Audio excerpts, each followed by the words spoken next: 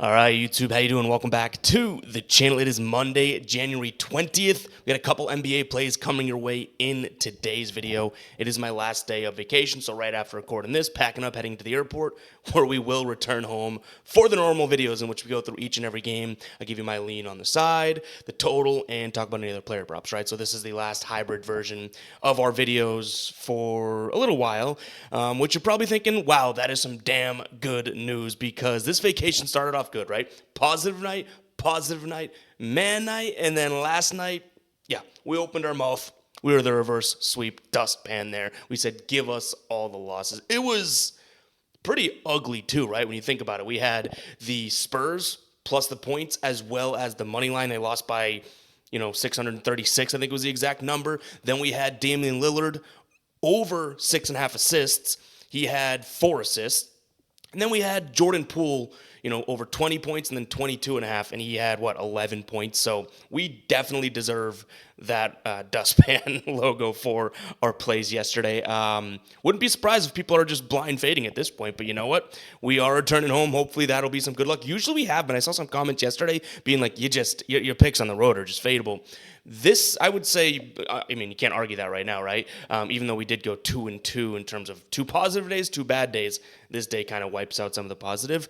But in the past, if you guys remember in the baseball season and stuff, people were like eager for vacation, Ev, because somehow we were finding a way. So I guess that's just the nature of the beast that we're in, right? Some days, some times are going to be up and down. Like I would think vacation somehow had some tie to winning because it did in the past. Why would that matter for the future, right?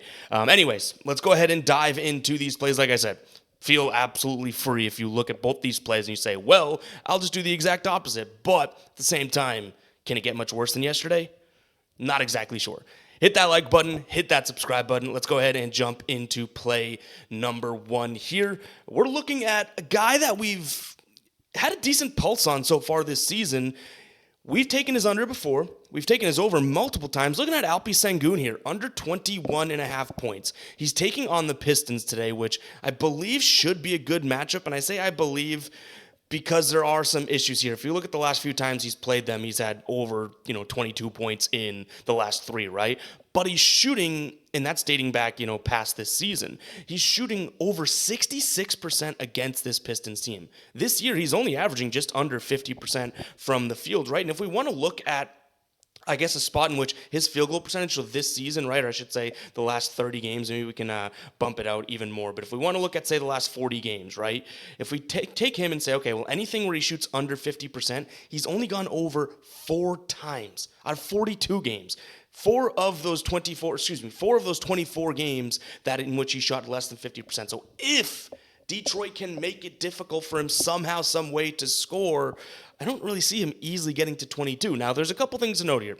Jabari Smith Jr. still out. That hasn't really been the biggest of determining factors for him scoring a lot or not. Weirdly enough, Jalen Green's been the guy that's scored when Jabari Smith is out, and it's not like Jabari Smith is a guy that comes in and drops 20 on you anyways every given night, right? But there is an injury here, and he missed last game, Amen Thompson, who that worries me a little bit because that dude has been playing tons. He's getting rebounds that Sengun normally would get, that type of thing. So I'm hoping that Amen Thompson plays in this spot, almost really banking on it. He did miss their last game, obviously, right?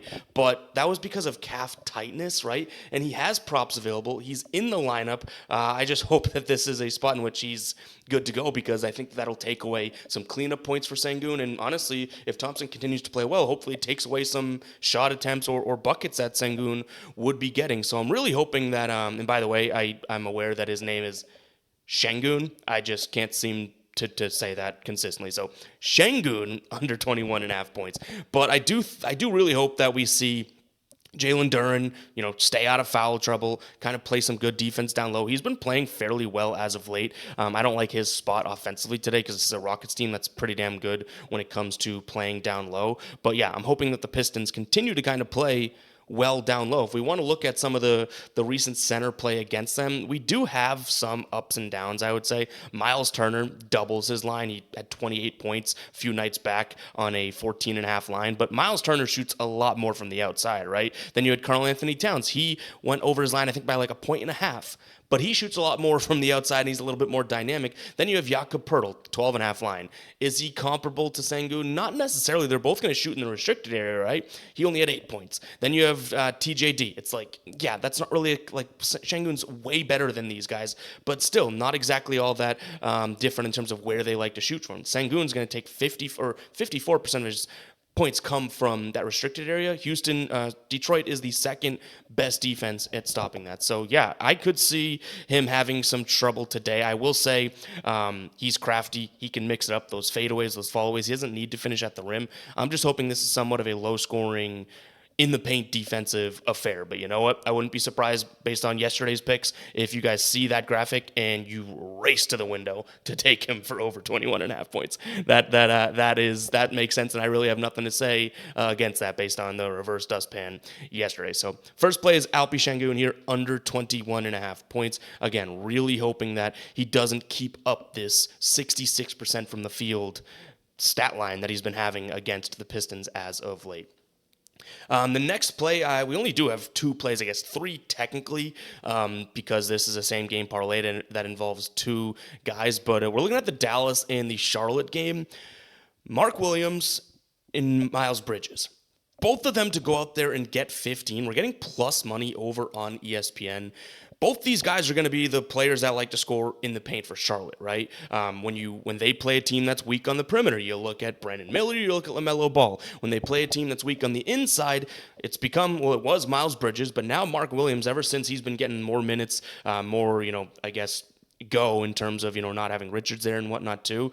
He shot the ball 12, 14, 17 times over the last 3 games there. He's shooting 75, 86, and 53% in those games. I do think that these are the guys to target against a team that can, to some degree, struggle down low. And this is a Dallas team that on the season hasn't been all that tremendous at stopping points in the paint, especially to power forwards and to centers here. And we know that they're on their backup center as Derek Lively is going to miss some time, right? So Daniel Gafford, Derek Lively may be questionable. I saw doubtful last night, but then I saw on Twitter upgraded to questionable, so we'll see. But either way, I don't mind this spot for Mark Williams. I think both of these guys should have the quantity, and they're both, good enough players at scoring down low to be able to go down there and score. So yeah, Derek Lively doesn't play. I like that, just given the fact that, I would say that he's a little bit better of like a rim protector than, say, Gafford or something. But even if Derek Lively plays, we're still knocking these lines down, right? Like Miles Bridges' line is 19.5. Thought about that because I do think that he'll have a lot of shots. And then Mark Williams' line is 16.5. So we take both of those down a little bit, get them to 15 plus for plus money. I like it. This is also a game in which, we're sitting at a total of, I think it was 234. Charlotte last 10 games playing at the 12th fastest pace. Dallas playing at the 14th. We could see some up and down play here as well. Neither one of these teams are terrible at transition defense, but neither are all that tremendous. So yeah, I could see Bridges out there running and getting some easy buckets. And Williams, again, with that uptick in work and production, he should be able to at least have, his, again, so if he shoots the ball, let's see, so he's been shooting 12, 14, 17 times. If he shoots the ball like 8+ times, we should see this one be able to go in. In fact, let me see if I can filter to that many field goal attempts and see what he's done. Yeah, as expected, the last 5 times that he has shot the ball 8 or more times in a game, he has hit the over there, averaging 22.4 points.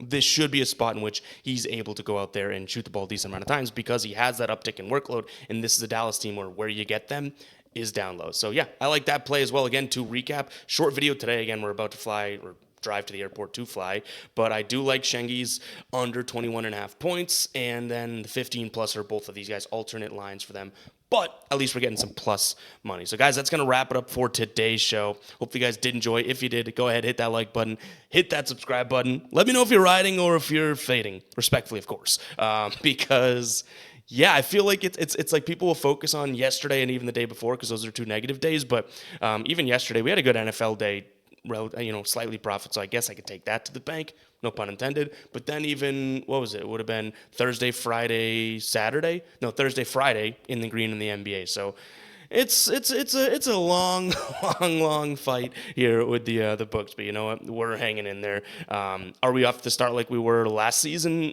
At the midway point last season, we were absolutely crushing it. On the season, we were up 81 units, and I told you guys, I was like, I don't think we'll ever do this again.